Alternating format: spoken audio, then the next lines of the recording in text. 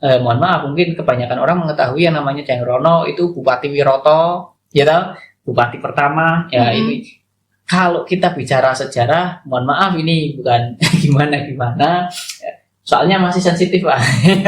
Jadi bukan gimana. Wiroto itu nggak ada, ya. Wiroto itu nggak ada secara penulisan apapun, bahkan di penulisan behind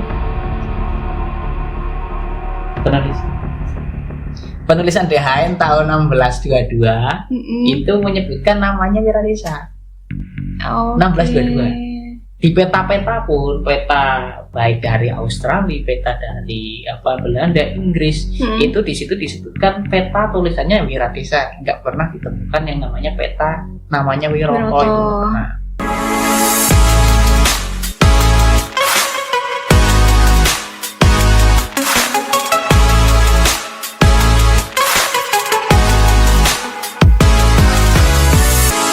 Assalamualaikum warahmatullahi wabarakatuh. Selamat datang di podcast Ruangku, Rumah Bincang Koperasiku. Ruang digital yang akan membahas tentang berbagai macam hal mengenai perkoperasian, ekonomi, muamalah syariah, usaha anggota, serta berbagai informasi seputar Pekalongan. Dan pada kesempatan kali ini kita akan membahas tentang tema peran pemuda dalam pelestarian budaya melalui komunitas. Jangan lupa like, subscribe, komen, dan share channel YouTube BMT Nusa Kartika sebelum kita lanjutkan. Kita mengikuti alur yang enak bagaimana, sehingga anak-anak band bahkan sempat ada dalam tanda kutip atau mungkin yang ikut secara anak-anak santri itu biduan. Asik. Itu ada yang ikut kita bareng. Pas tampil di konferensi IPMI PPN Wiradesa ya berjilbab, aman gitu kan. Gitu kan. Itu kan salah satu kalau dibicarakan tentang kebudayaan itu saya sukanya di situ. Kita mengajak orang dengan kesukaannya secara soft tanpa menghakimi. Jadi itu bisa masuk. Nah, berikutnya ketika kesini kita fokus di kemarin masih di akustik saja. Pasca 2023 ini memang kita fokus ke situ, belum fokus ke musik lagi karena memang event yang setiap bulanan itu memang jarang kita laksanakan. Soalnya kebetulan kemarin ada dukungan dari pemerintahan Kecamatan Wiradesanya. Tapi dari mana? Gimana? Tapi dari mana? Ya mengadakan dari kita, cuman kita menggunakan pendopo Kecamatan Wiradesa seperti itu. Nah, kemarin ketika itu di hari Minggunya sudah ada kegiatan, schedule-nya sudah ada sendiri ya. Ya udah, akhirnya kita pindah acaranya itu malah kayak seperti ngaji tentang ada ngaji kitab batik, ada ngaji tentang tubuh. Di situ yang hadir nanti dokter langsung yang menjelaskan tentang sel, tentang dan sebagainya. Itu kajian tentang sastra. Bahkan kemarin yang belum kecapai itu kami ingin ngundang itu Pak Heripur itu ahli aksara Jawa kuno. Itu tulisan-tulisan kuno banget. Itu dari Dinas Kebudayaan atau dari mana? Apanya? Maksudnya kayak orangnya, narasumbernya gitu atau memang aktivis budaya? Aktivis budaya. Itu malah orang Magelang. Itu langsung nanti kami udah, tapi kemarin belum kesampaian sih. Itu. Berarti modelnya bikin kayak seminar-seminar, workshop kayak gitu atau lebih kayak private? Lebih kayak workshop tapi kayak ngaji lah, kayak taklim. Oh, kayak workshop tapi intimate. Iya, betul, intimate banget itu. Tanya-tanya boleh nggak hanya 3 pertanyaan aja ya enggak? Bebas. Hanya 1 termin saja ya. Oke, jadi luas banget ya sebenarnya. Nah, kalau semisal dari Kopwira sendiri udah ada hasil-hasil karya atau hasil-hasil riset yang kalau karya sebetulnya itu kalau dari dulu yang pertama kali itu muncul embrio kita muncul dari sebelum adanya Kopwira kan memang kita sudah nyusun dan ternyata diantara sama Mas Agus itu membuat yang namanya buku Baraksa itu. Oh iya. Itu sampai sekarang juga masih ada bukunya. Itu salah satu buku yang unik. Kenapa unik? Di antaranya itu buku yang membahas terkait dengan Baraksa itu tidak hanya yang seperti kalian atau kita dengar saat ini dari dalang-dalang, mungkin yang namanya Pekalongan itu muncul dari topo ngalongnya Baraksa gitu kan, yang pergi pelarian perang kalah di Batavia gitu kan. Nah itu kan secara ego kami pun kan, ini Pekalongan berarti lahir dari kepengecutan kan gitu kan. Nggak terima ya. Ternyata apa, ketika tak cari, teman-teman juga mencari itu dari di inisiasi Mas Agus itu, apa namanya, bahkan ketemu yang namanya Bau Rekso itu memang benar-benar tokoh sejarah ya. Dia apa namanya, menguasai atau memimpin di kota Kendal, Batang, sama Pekalongan. Itu malah itu ketemu itu akhirnya, dan sampai munculnya di tahun 2018 munculnya adanya Sintren. Sintren itu menjadi BPTP Kabupaten Pekalongan. BPTP apaan? Warisan budaya tak benda. Oh iya. Ya. Ya kan biar lebih jelas ya. Nah, itu juga termasuk dari usaha kami, dan kemudian ternyata didukung, disengkuyung bareng sama DKD dan juga dinasnya itu kan. Dinasnya maju ke TMI waktu itu kan. Ya, akhirnya juga disitu disahkan. Kenapa kok Sintren dinyatakan BPTP Kabupaten Pekalongan? Karena di situ secara apa namanya, lagu, lirik itu hanya Pekalongan. Kenapa? Karena dari Pemalang, Batang, Kendal itu semuanya mengklaim Sintren dari mereka. Bahkan goal terakhir itu kota Pekalongan pun juga ingatkan dari kota Pekalongan itu kan. Padahal ya barengan wae lah, gampang. Ya. Tapi emang asalnya sebenarnya. Nah ini pas terakhir finalnya itu perdebatan terkuatnya itu antara Kabupaten Pekalongan sama Batang. Nah, dari kami itu mewacanakan muncul yang namanya manuskrip, di mana di situ ada lirik yang menyebutkan Sulase Sulandono. Lah, Sulandono itu atau nama lain dari Suwandono itu adalah putra dari Bau Rekso yang pernah menjadi bupati di Pekalongan tahun 1632. Dan itu ada catatannya. Jadi akhirnya di Batang nggak ada, Pekalongan nggak ada, Kendal nggak ada. Oke. Jadi Kabupaten Pekalongan. Winner is. Sebetulnya itu kalau bicarakan tentang karya, sebetulnya kita lebih ke karya-karya kita, lebih ke event, membentuk pergerakan karakter buildingnya, itu lebih ke situ. Ya. Kalaupun tadi tentang sejarah Wirah Desa pun ini data udah ada semua, tinggal pencetakannya saja tinggal disusun. Jadi selain dari budaya-budaya itu juga ada beberapa riset-riset sejarah ya. Kalau untuk riset sejarahnya apa aja nih yang udah pernah diriset dan udah ada hasilnya dari Kobuwira? Yang paling intens kemarin itu kita riset terkait di Wirah Desa itu dari tahun 2018 ya. Kemarin sebetulnya tertarik sih mulai dari Jayeng Rono sebetulnya. Jayeng Rono, cuman ketika kami susur Jayeng Rono mendalam, itu ternyata memang mohon maaf, mungkin kebanyakan orang mengetahui yang namanya Jayeng Rono itu Bupati Wiroto, ya tahu, bupati pertama ya. Ini kalau kita bicara sejarah, mohon maaf ini bukan gimana, soalnya masih sensitif Pak. Jadi bukan gimana, Wiroto itu nggak ada. Ya, Wiroto itu nggak ada secara penulisan apapun, bahkan di penulisan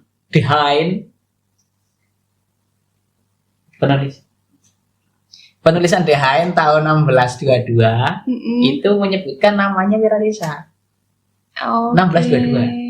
Di peta-peta pun, peta baik dari Australia, peta dari Belanda, Inggris, itu di situ disebutkan peta tulisannya Wirah Desa, nggak pernah ditemukan yang namanya peta namanya Wiroto itu. Nah, kemudian kalau ditarik itu sebetulnya ada bupati yang lebih dulu dari Jayeng Rono. Makanya kami ini jangan Jayeng Rono ini. Kita yang takutnya itu ya kayak miss sejarah gitu. Salah satunya itu, dan kemudian saya dari kami itu tidak mau konfrontatif dengan pemahaman masyarakat yang sudah berkembang gitu kan. Kami cari aman dulu. Akhirnya kita sepakati kita ambil dari satu abad Kabupaten Wirah Desa. Itu mulai 1710 sampai 1810 itu. Jadi lebih ke bukan ke Kabupaten Pekalongan tapi Kabupaten Wirah Desa malah ya. Kalau Kabupaten Pekalongan sebetulnya udah banyak. Itu kemarin diantaranya tim-tim penulis babat kabupaten kan udah ada. Itu kemarin itu tahun 2018 sudah terbit. Ya, itu diinisiasi oleh Kominfo juga. Itu sudah terbit kalau sekup kabupaten. Nah, kalau ini kan memang ada yang perlu kita ungkap ini diantaranya. Nah, itu diantaranya itu. Kalau data-data udah ada semua, tinggal pencetakan saja. Nah, kemarin tadi ya tak sampaikan, tapi nggak perlu dibahas ya. Iya. Nanti behind scene ya. Nah, itu kan jadi untuk risetnya yang masih berjalan ini tentang Kabupaten Wiradesa ya, berarti belum selesai ya, Kang ya? Sebetulnya kalau dikatakan belum selesai sih tinggal finishing penulisan editing saja. Kalau datanya udah komplit semua sih. Okay. Jadi saya sebenarnya juga baru dengar kalau ada Kabupaten Wiradesa. Yang saya tahu kan kayak ya Kabupaten Pekalongan gitu ya. Misalkan dulu pecahannya ya berarti Ekskaresidenan Pekalongan kayak gitu kan. Nah, kalau Kabupaten Wiradesa sendiri itu sebenarnya berarti dari mana sampai mana gitu. Dan kenapa sekarang jadi hilang? Ya, jadi ini yang namanya Kabupaten Wiradesa itu muncul sebetulnya dulu itu kan ada konsensi yang namanya Belanda itu di perjanjian Giyanti setelah perang Diponegoro. Ya, itu kan Belanda itu membantu turut serta membantu perang itu berjalan. Nah, ketika menang itu konsensinya itu diantaranya adalah pesisiran utara, pesisiran Kilen itu diberikan kepada Belanda. Nah, kemudian di tahun 1700 ya 1706 ya 1706-08 itu kan ada Bupati Pekalongan ya. Lah pesisiran Kilen yang diberikan kepada Belanda itu diantaranya kan Pekalongan diantaranya.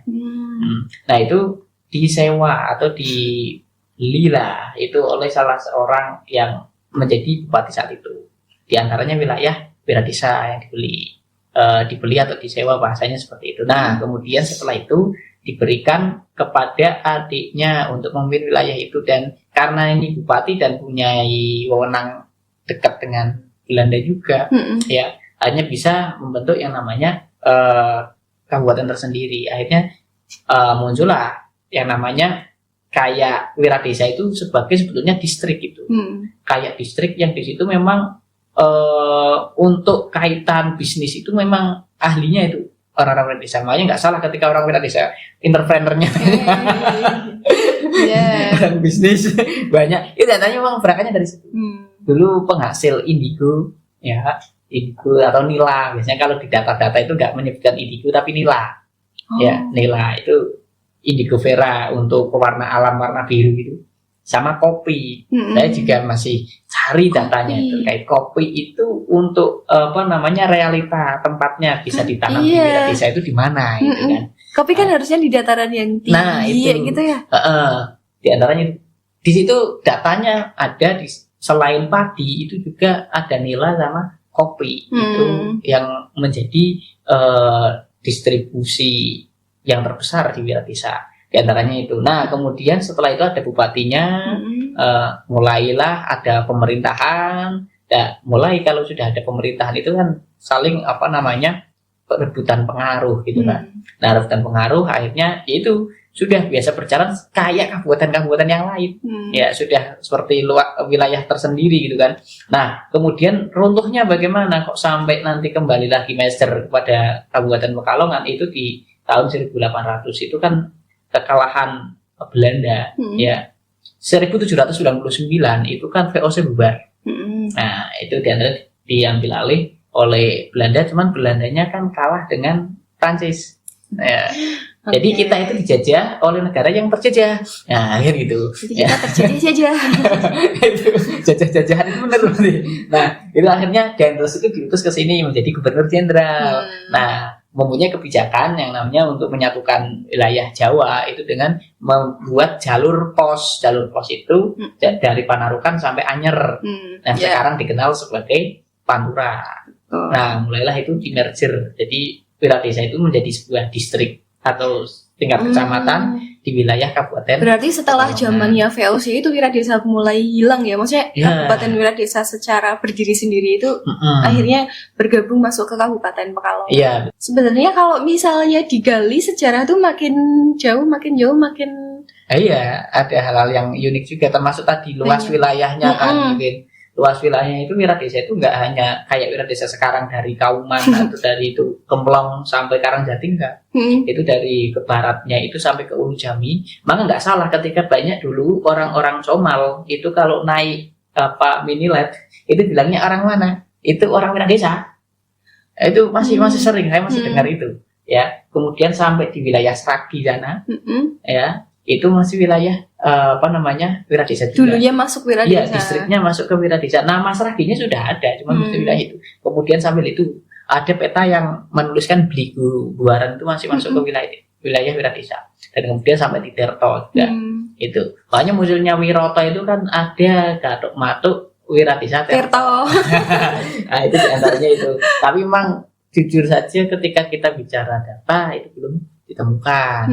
Kita nggak tahu kalau mungkin kita menggali data lagi ternyata ada memang Wiroto itu kan belum ketemu seperti itu. Sementara ini karena memang sejarah gitu sih. Jadi nggak bisa kita yang paling benar ini nggak bisa. Ketika ada penemuan baru maka itulah yang kita pakai dan seperti itu.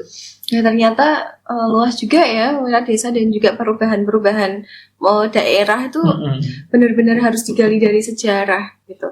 Nah, tadi kan berarti untuk hasil-hasil risetnya itu dibukukan juga ya Kang ya. Kemudian dari selain buku apalagi nih dari hasil-hasil dari Kopwira ini? Sebetulnya itu yang tadi saya sampaikan. Fokus kita itu bukan dari secara fisik ya, bagaimana caranya kita membentuk karakter juga. Oh iya. Ya, jadi kalau fisiknya tadi buku dan kemudian ada teman-teman yang grup itu seni itu. Nah, selain itu kita juga seringkali membentuk hal-hal yang kaitannya yaitu ya mohon maaf kayak karnaval itu dulu tahun 2018 itu kan terkait pengadaan karnaval itu setelah kita berhasil mengadakan karnaval dulu di kabupaten itu kan 2 kali berhasil itu dari 2018 sama 2019. Nah itu berikutnya di Wira Desa itu diserahkan semuanya kepada Kopwira. Jadi kayak Kopwira untuk menyelenggarakan karnavalnya itu. Ya menyelenggarakan dari mulai temanya gitu kan. Bahkan di tahun 2019 itu saya sempat kaget dipanggil oleh Pak Camat, Mas tolong bantu ada apa Pak? Kesini aja kantor. Ini ada karnaval. Ini udah dikasih tema oleh dari Pemda. Temanya apa Pak? Temanya promosi wisata. Wira Desa promosi wisata, namanya gimana? Wira Desa apa?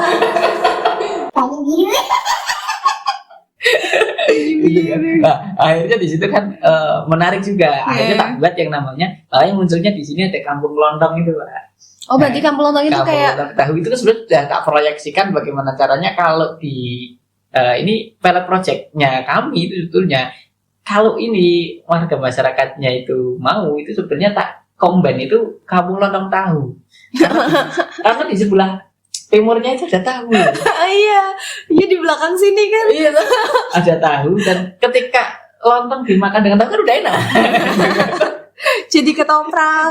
Ketoprak juga bisa diantaranya itu. Nah, itu sudah pernah saya ajukan dan di ACC oleh Pak Camat sebetulnya. Anggaran udah ada sebetulnya. Cuman nah itu karena di sininya juga pinginnya Kampung Lontong saja dan juga ya udah kami terserah dari masyarakat aja enaknya bagaimana. Sebetulnya saya ingin di situ saya proyeksikan kayak Lopez di Keraipia.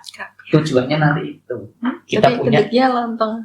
Ya itu jadi tujuannya goal besarnya itu kami sudah diinformasikan oleh Pak Camatnya waktu itu ada dan kemudian karena nggak bisa dilanjut dan juga dilalah 2020 COVID.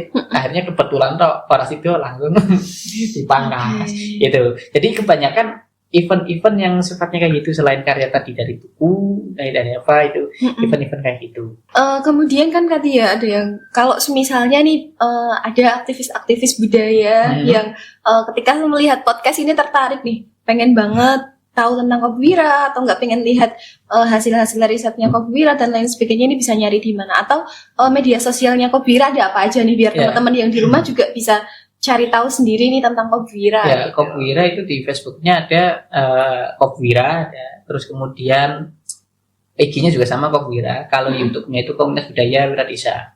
Ya, itu tapi jangan jenuh ya, karena nanti isinya saya. Kalau YouTube-nya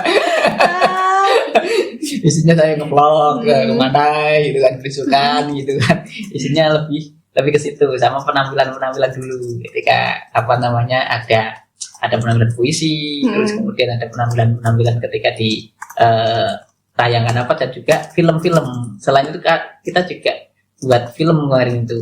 Film-film kaitan ada lomba-lomba moderasi beragama, terus kemudian gempur rokok ilegal. Itu kebetulan kami ikut ke situ. Jadi karya-karya kami diantaranya hal-hal yang kayak gituan.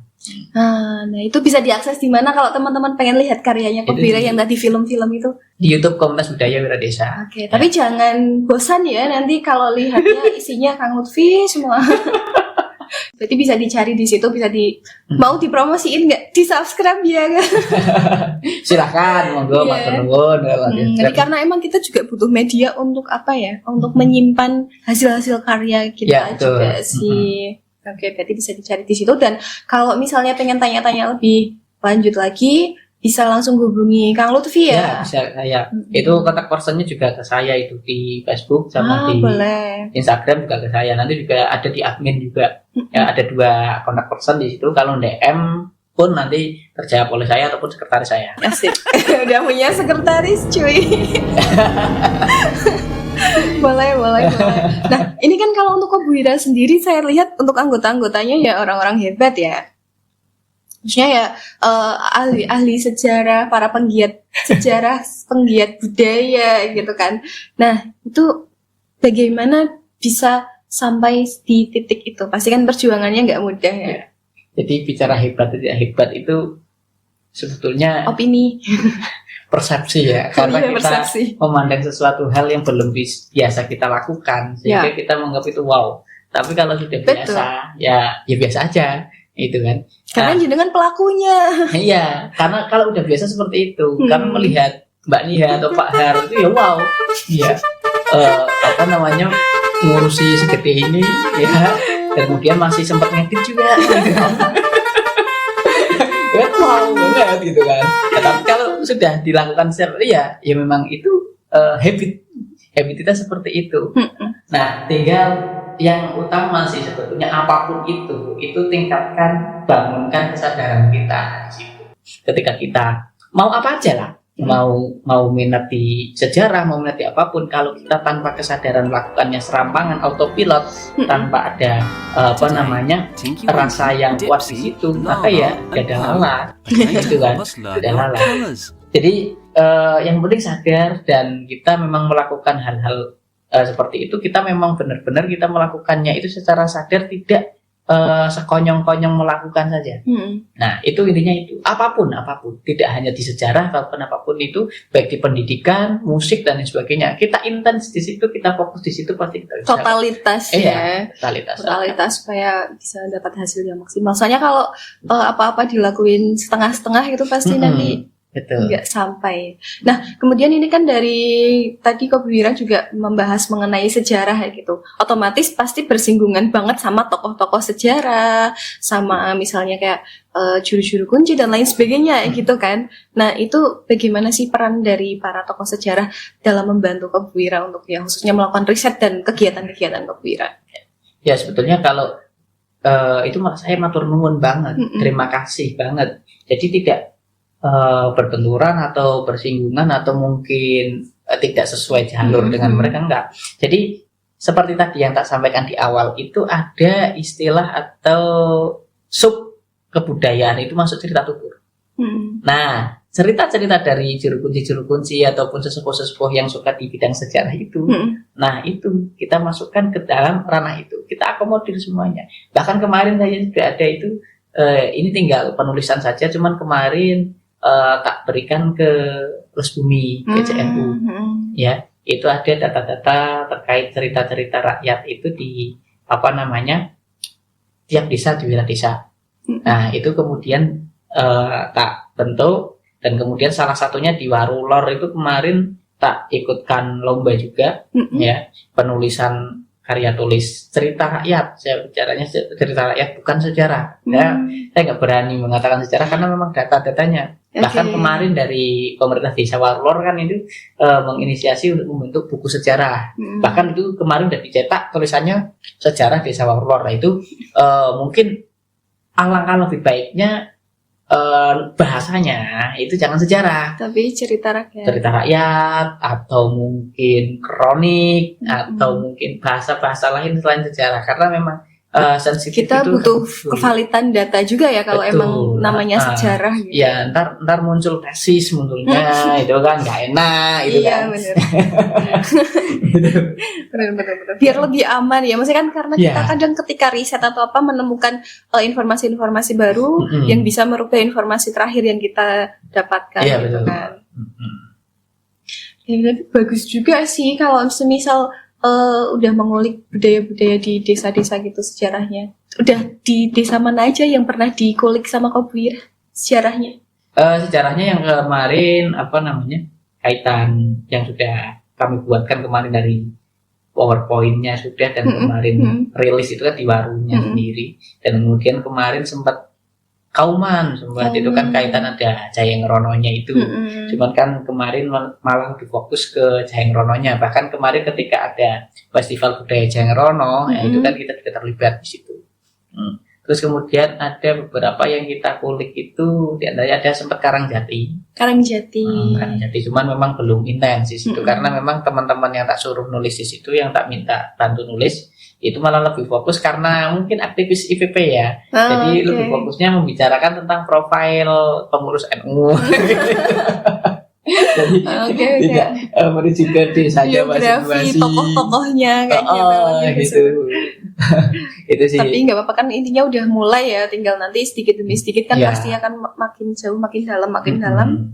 Karena ternyata sejarah tuh ketika kita tahu oh ya itu, tapi ketika dicari tahu lagi malah justru ngerasa kayak iki udah ngerti apa guys. Ya kan maksudnya kayak benar-benar ya mau tahu lagi dan ya, semakin mengerucut kayak nggak ada habisnya nggak sih Kang?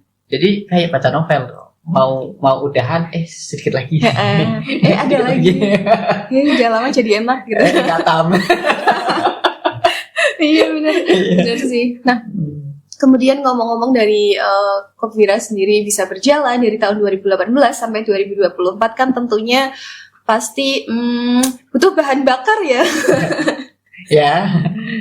Maksudnya kan semua nggak cuma Kopwira, semua komunitas atau semua organisasi tentu membutuhkan dana operasional dan lain sebagainya. Nah ini nyuwun sewu kalau misalnya dari Kopwira sendiri itu berafiliasi kemana atau mandiri, independen gitu? Full mandiri ya Kopwira itu. Jadi kaitan kalau ada event kita teman-teman juga iuran, ya kita iuran. Nah selain itu kalau eventnya kayak lomba-lomba kan nanti ada uang pembinaan lah, itu kita kumpulkan. Oh ya kayak yang tadi juara lomba film kayak gitu. Juara lomba film, kemudian ada pertunjukan dan lain sebagainya. Itu apa namanya kita kumpulkan sebagai kas dan juga hasil penjualan buku itu.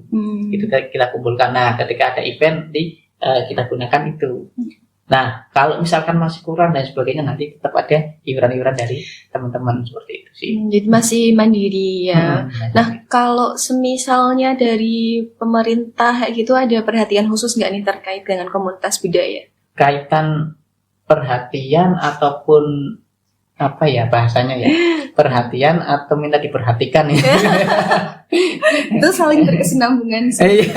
Ya jadi perhatian dari pemerintah dulu memang kami kerjasama bareng itu ketika dulu ada di Kecamatan Wiratisa itu ada beberapa event terkait kesenian. Itu kan ada festival seni setiap tahunnya. Itu juga yang merancang kita semua.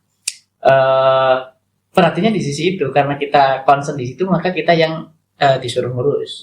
Itu kalau tingkat kecamatan. Kalau tingkat kabupaten itu lebih ke kita diajak untuk berandil dalam pencatatan benda cagar budaya ya seperti. Bahkan goal kemarin kalau goal itu bagus sekali. Itu sempat ada wacana pembentukan museum Karongan. Itu sudah ada, sudah dirapatkan, sudah dibentuk tim 9 termasuk diantaranya kami. Itu masuk dalam tim 9 itu. Tapi itu apa namanya munculnya apa namanya pemilihan ya ada slide yang berubah dan akhirnya nggak jadi. Padahal udah matang semuanya, udah riset. Bahkan kemarin itu schedule-nya udah jelas. Kita nanti riset kemana, kita sudah menyurati ke Ronggo Warsito kalau misalkan ada artefak-artefak atau apa namanya arca-arca prasasti yang dari Pekalongan itu nanti ketika udah ada museum akan dikembalikan. Nah, tapi ya itu. Nah, jadi bentuk wujud perhatian pemerintah itu ketika pengen eksis. Tapi nggak punya.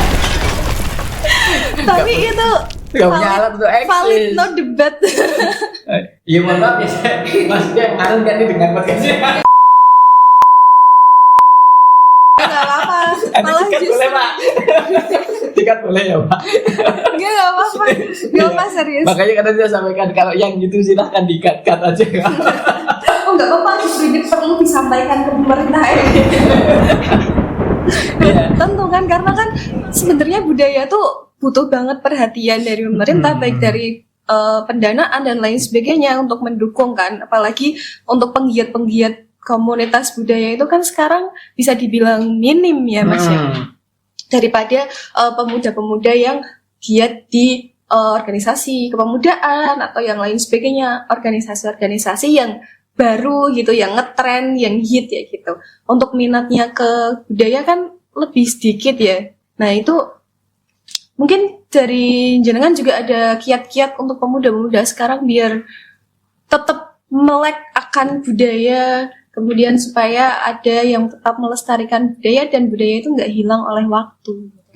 Sebetulnya gini, secara garis besar nggak kita bergerak di kebudayaan itu, kita kan tidak merekrut dalam artian ayo kamu umati ya, Bukan ya, beda. Ya, Iya, jadi ya. kami lebih ke bagaimana kebudayaan itu berjalan, baik latar belakangmu apa, terus kepercayaanmu apa, silahkan jalankan. Nah kebudayaan apa yang jalan, misal santri-santri lah. Ketika santri-santri kamu dikatakan sebagai santri, kamu minimal ya bisa baca maulid lah, bisa rebana bareng, maulidan bareng gitulah. Ya. Itu. Kalau misalkan kita bicara sastra pesantren itu bisa lah yang namanya menguasai minimal nahwu sorof lah, utawi iki-iku dan lain sebagainya lah. Betul. Itu ketika kita di konsisten di situ pun kita termasuk pelestari kebudayaan. Nah, jadi tinggal berangkatnya dari mana. Nah itu yang seringkali kami sampaikan. Jadi tidak harus ala kebugiran gini, enggak. Berangkat dari masing-masing itu lebih enak. Dalam artian apa? Mereka kroson duweni Mas Andi. Handar beninya itu ada. Ini saya santri kok. Saya harus bisa gini kan. Ya. Termasuk dari teman-teman kemarin dari Linggo. Dari Linggo itu kan ada yang Hindu itu kan. Ya silakan. Mereka berangkat dari kepercayaan mereka. Tarik kecaknya dimainkan nggak masalah. Bahkan suatu ketika kami bareng-bareng sama DKKP kota itu kan ngadain Sumpah Pemuda waktu itu jatuh di Cetayu. Itu kan teman-teman semua itu dari Katolik, Kristen, Hindu semuanya main semua itu ya. Nah itu dari teman-teman semua. Jadi kita akomodir semuanya dan mereka dikasihkan tempat untuk kayak disediakan wadah, sediakan ruang untuk mereka. Nah, selain itu kita kasih edukasi bahwasanya kalau memang itu budayamu dan itu baik, lanjutkan tanpa harus ada embel-embel atau stempel kofuhira, nggak perlu. Yang penting itu berjalan, itu misinya. Iya, untuk Gitu. kayak pelestarian budaya supaya budaya itu nggak hilang sendiri termakan modernisasi ya. Iya, penting itu. Oh iya, satu lagi itu terkait pelestarian ini sedikit nitip ya. Itu ada kaitan mungkin kita dengar ada pemasangan catra di Candi Borobudur. Ini kan ada itu dari pemerintah Kementerian Agama ya. Sebetulnya catra itu ya memang salah satu bentuk salah satu bentuk spiritualitas pelengkap di Buddha. Betul. Dan Borobudur itu memang warisan dari leluhur agama Buddha itu sendiri. Tapi kalau kita dalam konteks kebudayaan dan cagar budaya, terciptanya itu di Borobudur itu memang sudah tidak bercatra dari awalnya. Jadi kalau dipasang itu malah menyalahi itu. Malah justru kayak merubah. Iya betul. Malah merubah secara komposisi benda cagar budaya itu sendiri. Padahal yang namanya benda cagar budaya ketika itu nggak bisa dirubah, nggak bisa dicat apa, nggak bisa. Kalau udah dicat udah ganti dan harus nunggu 50 tahun lagi untuk menjadi cagar budaya. Iya ya kan, di Borobudur ada yang enggak gitu kan. Gitu kan. Nah itu ada mau dipasang cakranya itu di atasnya itu mau dipasang karena kepentingan spiritual. Oke, itu mungkin dari kepercayaan itu, tapi karena ini itu sudah milik warga Indonesia yang di sini di Majemuk, ya ayo jaga bareng-bareng ini itu sebagai situs kebudayaan, situs cagar budaya itu sendiri. Itu yang penting. Jadi Kopwira juga tidak ingin yang namanya ini kebudayaan apa dari Kopwira yang melestarikan, enggak, dari kembali dari kita masing-masing. Jadi kalau lebih ke pengen meningkatkan kesadaran untuk menjaga budaya bareng-bareng, kemudian dari diri sendiri dan tidak menjustifikasi budayanya itu apa gitu ya. Betul. Makanya ketika bicara karya ya memang karya kami itu kebanyakan untuk hal-hal yang kayak gitu yang memang nggak terlalu terlihat. Karena kan pelestarian ya, kita menjaga supaya budaya itu tetap ada. Memang nggak terlalu terlihat. Tapi itu efeknya besar kan. Maksudnya kayak meskipun tidak terlihat secara physically, misalnya bentuknya apa gitu, cuman untuk menumbuhkan moral mental untuk menjaga budaya itu yang lebih susah, apalagi di tengah tantangan zaman sekarang anak muda yang kayak kecanduan gadget juga ya kan. Nah akhirnya bisa melupakan sejarah juga sih pasti. Bahkan nggak perlu jauh-jauh tentang sejarah Indonesia, kemudian sejarah kota dan lain sebagainya. Kadang sejarah desanya sendiri aja tuh lupa kan. Bukan lupa, nggak tahu. Iya, itu pentingnya di situ. Makanya ketika kami berangkat dari sisi kesejarahan pun itu memang syarat dengan filosofis sih. Dalam artian apa? Kita tercipta di Wira Desa, kita terus lihat Pekalongan ada apa gitu. Kita kan hidup gak request, kan bisa request. Pengennya sih bisa request. Iya, kan nggak bisa. Makanya kan ada apa ini ya? Kita perlu kulik di situ. Kenapa kok kita lahir di Wira Desa kan gitu. Nah, kemudian kan berarti untuk udah berjalannya nih berapa tahun ya, berarti udah 6 tahunan ya Kopwira berjalan. Nah, respon dari masyarakat atau warga yang mengenal Kopwira ini dengan adanya Kopwira gimana atau enggak? Oh, banyak dukungan nih dari berbagai pihak, dari masyarakat dan sekitarnya gitu. Jadi dukungan itu ketika kita beraksi sebetulnya. Ketika kita beraksi di bidang apapun pasti dukungan itu muncul. Nah, kaitan dukungan yang sifatnya kita dukung terus bagaimana Kopwira biar jalan sih enggak, karena memang tujuannya memang kita itu bagaimana caranya ini biar lestari saja, biar lestari dan kita mendapatkan edukasi dari hal itu. Tidak hanya sebagai pelestari, tapi kita sendiri tidak melakukan hal itu dan kita tidak membuat pelestarian yang bisa nanti dikenang oleh anak cucu kita nanti, kan seperti itu. Nah, tadi kan juga diceritakan ya kalau untuk Kopwira melakukan riset-riset sejarah, otomatis kan juga mengunjungi kayak makam-makam, situs-situs sejarah, artefak-artefak kayak gitu. Ada pengalaman unik nggak atau nggak ada pengalaman yang menurut jenengan itu amazing gitu buat jenengan ketika melakukan itu atau menemukan apa? Ya gini, kalau menyusur makam atau tempat-tempat bersejarah itu memang unik sih ya. Cuman ketika saya merasa amazing itu ketika memang di candi-candi. Jadi memang bagaimana mahakarya nenek moyang kita yang seperti itu ya bisa tercipta dan tanpa semen, tanpa apa dan lain sebagainya. Itu di situ. Nah, sisi amazing yang lain itu apa? Jadi nggak tahu ya kalau ketika masuk ke situs-situs seperti itu ya kayak nyaman aja gitu. Bagi saya malah yang amazing itunya. Kenapa kok nyaman gitu kan? Kita nggak bisa menemukan kenyamanan itu di sembarang tempat. Kayak ketenangan batin gitu ya. Tenang itu nggak bisa sembarang tempat. Ini tenang nggak? Tapi yang amazing mana itu? Apa nih? Yang lebih amazing lagi itu ketika kita memasuki tempat-tempat yang dinyana disangka oleh masyarakat itu hal yang angker dan sebagainya. Mistis kayak gitu. Kita masuk. Ternyata nggak apa-apa. Mungkin beda frekuensi jadi enggak. Bukan, ternyata enggak. Ketika kita tak pelajari, ternyata memang itu cara leluhur kita itu memberikan edukasi kepada masyarakat biar tidak merusak. Gitu loh. Ketika orang-orang itu tempat itu tidak diwingitkan, orang-orang itu cenderung akan ke situ dan merusak, mengambil sumber dayanya dan lain sebagainya. Dia lebih menjaga karena dari takut itu sih sebenarnya. Kan, jadinya kan takut, jangan. Nah, kemudian mereka mencocokkannya dengan kalau kamu ke situ nanti kena apa dan lain sebagainya. Enggak, padahal cara leluhur kita dulu untuk menjaga itu biar enggak gimana, takut-takutin aja. Ya. Dan itu ternyata berhasil ya, worth it ya. Iya.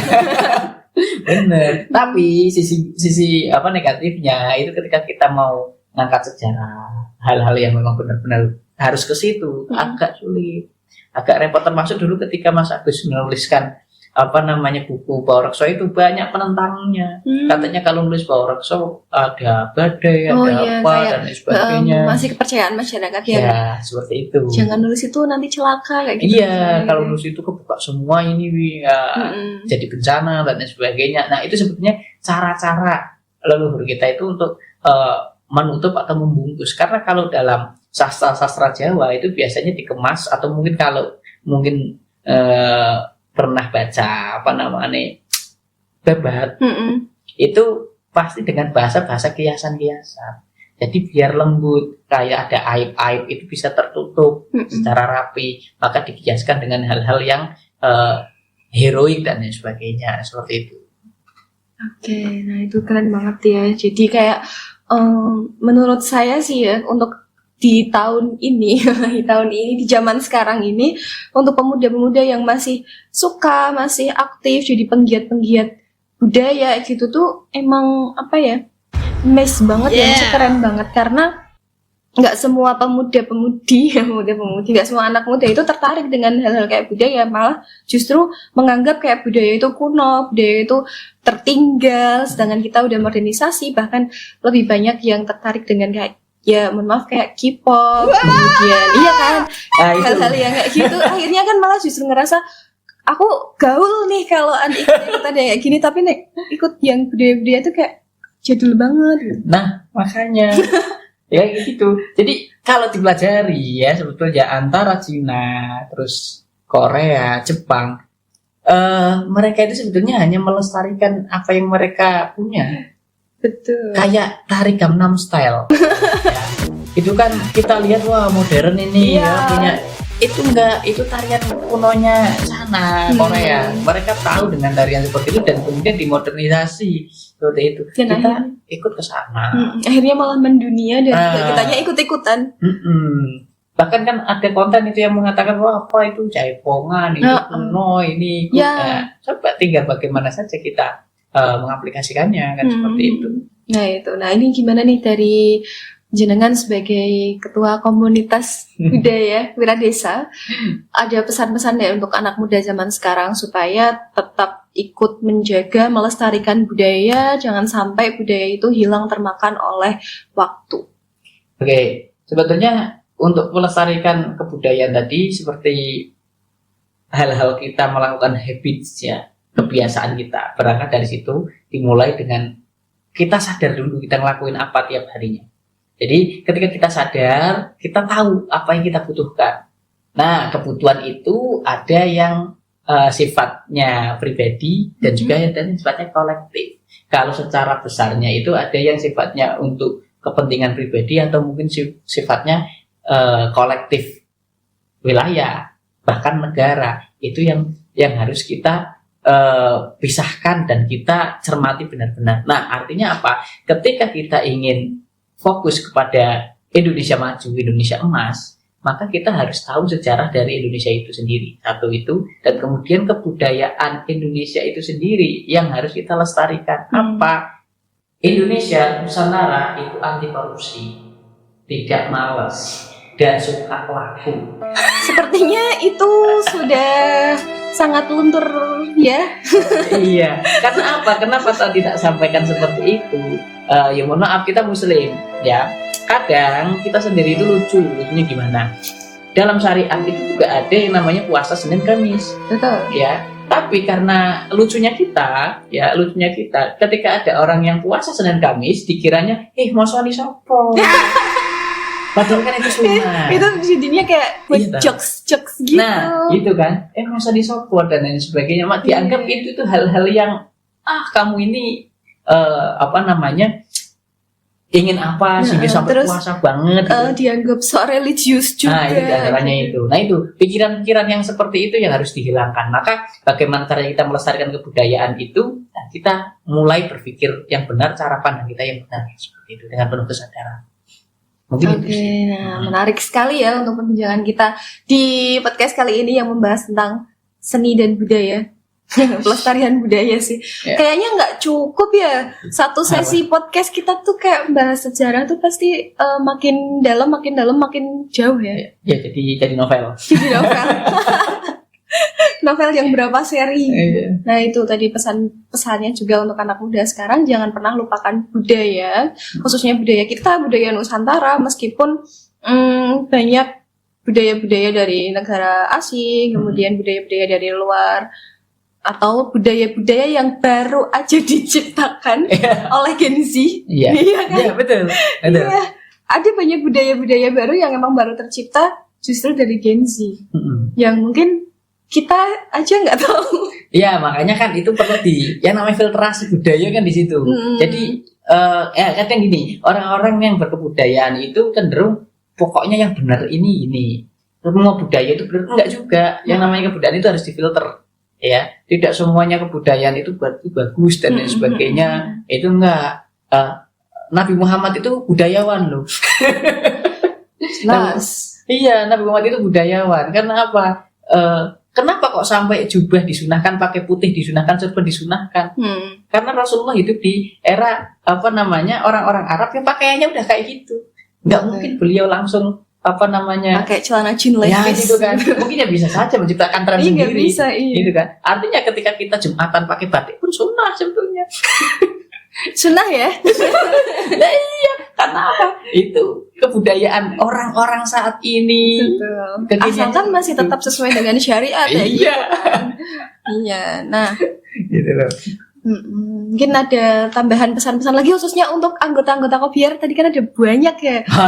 Nah siapa tahu setelah ada podcast ini makin banyak pemuda-pemuda yang tertarik untuk join juga di Kopiar. Kadang kan kita punya minat tentang budayaan, tapi kita nggak tahu nih kita bisa mengapresiasikan minat kita itu melalui mana. Kalau nggak ada wadahnya kan nggak bisa. Ya gitu. Jadi kaitan dengan Kopiar itu sendiri, silakan kalau teman-teman yang belum join silahkan, yang mau join silahkan. Kita mempersilahkan semuanya terkait keminatan kalian mau ikut Kopiar. Nggak ada batasan usia ya? Nggak ada batasan usia ya. Jadi soal bakat nanti kalau saya masuk Kopiar bisa apa, tergantung dari aksi kalian masing-masing. Ketika kita bisa intens untuk fokus di salah satu bidang, kita insya Allah akan maju bareng seperti itu. Nah teman-teman Kopiar yang lain silakan yuk kita kapan-kapan buat event lagi yang lebih besar gitu ya. Mari kita gebrakan Kopiar. Asik. Oke, mungkin itu ya, asik banget ya perbincangan kita mengenai sejarah kebudayaan khususnya melalui Kopiar ini. Dan kami sih sangat apresiasi banget ya, masih ada para pemuda-pemuda di zaman sekarang ini yang masih mau menjadi penggiat Kopiar yang tentunya nggak cuma mengorbankan waktu, tenaga, pikiran, tapi juga tentu yang lainnya ya. Nah itu kan nggak semua orang bisa punya kesadaran untuk turut andil dalam pelestarian kebudayaan. Nah semoga kedepannya ada banyak pemuda-pemuda yang sadar akan pentingnya menjaga dan melestarikan budaya supaya budaya kita, budaya Nusantara tidak hilang termakan zaman dan juga waktu. Mungkin itu saja untuk podcast pada kali ini. Nanti ke depan semoga kita bisa kembali membahas tentang sejarah ya Kang ya. Bisa jadi nanti lebih luas mengenai sejarah-sejarah kota Pekalongan. Kabupaten Pekalongan. Iya kan bener kan, kita bisa luas, Jawa Tengah juga bisa kalau mau kan. Iya. Dan sampai jumpa di podcast Ruangku episode berikutnya. Saya Nihaya pamit undur diri dan Kang MLK dari Kopiar. Semoga nanti kita bisa berjumpa lagi di lain kesempatan. Saya akhiri. Wassalamualaikum warahmatullahi wabarakatuh. Waalaikumsalam warahmatullahi wabarakatuh.